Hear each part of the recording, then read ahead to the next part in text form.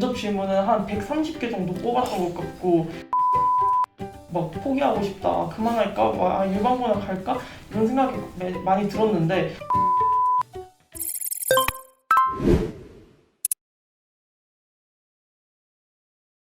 네, 안녕하세요. 사이먼입니다. 오늘은 경기외고 합격자와 함께 인터뷰 진행해 보도록 할 겁니다. 경기외고 합격자 나와 있습니다. 자, 안녕하세요. 안녕하세요. 네, 축하합니다. 네, 경기외고 언제부터 가고 싶었는지, 그리고 왜 가고 싶었는지, 특히나 여러 가지 외고 중에서 경기외고를 선택한 이유는 있는지 좀 궁금합니다.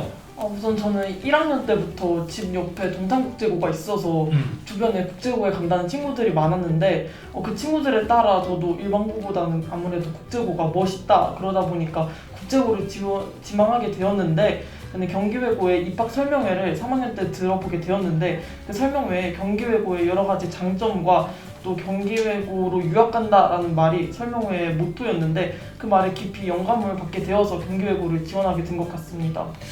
그러면은 사실은 이제 특목고등학교에 관심은 좀 있었는데 실제로 좀 입학 설명 영상을 보고서 거기서 조금 마음을 정한 것 같습니다. 중학교 1학년 때부터, 중학교 2학년 때부터 이렇게 특목고등학교, 자사고등학교에 관심이 있었으면은 생활기록부를 좀 스스로 준비한 게 있는지 좀 어떻게 준비했는지 좀 궁금합니다. 저는 막연히 가고 싶다 이런 것만 있었지 실제로 제가 뭘 실천하려고는 잘 하지 않았는데 그 점을 되게 반성하고 있습니다. 근데 제가 한 것은 1학년 때 학생자치회를 가입하였는데 거기서 선생님들께서 생활기록부를 굉장히 잘 쓰여주셔서 거기서 많은 이점이 많은 것 같습니다. 학생자치 활동을 통해서 조금 이점을 많이 얻은 것 같아요. 네. 그럼 조금 아쉬웠던 점도 있을 것 같아요. 나는 지금 중학교 1학년으로 돌아간다면, 중학교 2학년으로 돌아간다면 어떤 것들에 대한 내용을 좀 채우고 싶다, 생활기록부를 좀 어떻게 좀 만들어보고 싶다, 혹시 이런 게 있을까요? 자기소개서에 보면은 인성 영역이 있는데 여기에 주로 교내 또래 봉사나 아니면 또 다른 봉사들을 쓰는 경우가 많은데 저는 이에 비해서 도서관에서 한 봉사밖에 없어서 인성 영역을 쓰는데 굉장히 어려움을 받았습니다. 또 제가 독서록에, 제가 외고에 간다면 막 독서록에 책이 뭐 30권은 있어야 된다 이런 말을 많이 들었었는데 그에 비해 저는 독서 활동을 많이 한 게 없어서 이런 점에 대해서 지금 아쉬움이 남습니다. 그러면은 이제 생활기록부에 대한 내용을 조금 더 탄탄하게 챙겼으면 좀 더 좋았을 것이다, 이런 느낌인 것 같습니다. 추가적으로 지금 이제 외고 입학하게 되면은 제2외국어를 좀 선택해서 제2외국어에 대한 공부를 좀 많이 해야 될 것 같은데 혹시 지금 뭐 선행 같은 걸 많이 하고 있나요, 혹시?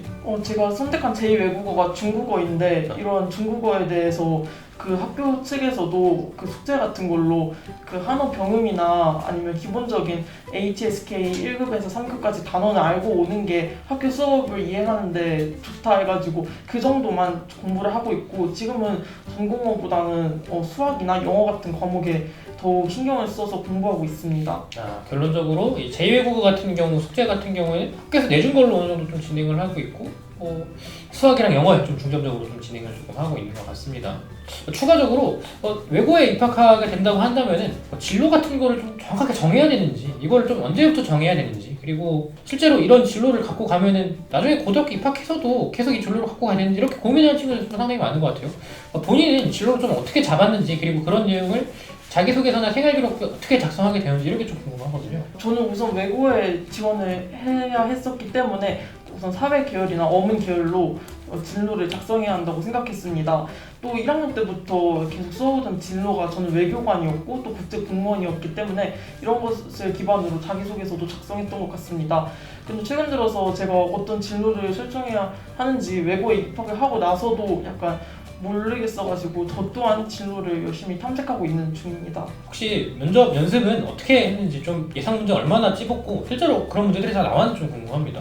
우선 저는 여름방학 때부터 저희 학교에서 저희 반이 약간 특목고를 준비하는 아이들이 많은 반이었는데 따라서 제 친구들도 모두 다 특목고 준비생이었기 때문에 기말고사나 중간고사 같은 시험 기간에서도 틈틈이 친구들이랑 자기 자소서를 봐주면서 문제도 뽑아주고 시도 때도 없이 면접 질문을 해주고 이러면서 주변 친구들에게 많은 도움을 받았던 것 같고 면접 질문은 한 130개 정도 뽑았던 것 같고 면접 일주일 남았을 때 그 경기외고 일본어과 친구와 함께 모의 면접을 하루에 1시간씩 진행하였는데 여기서 굉장히 많은 면접 문제가 나와서 저는 도움이 되었던 것 같습니다.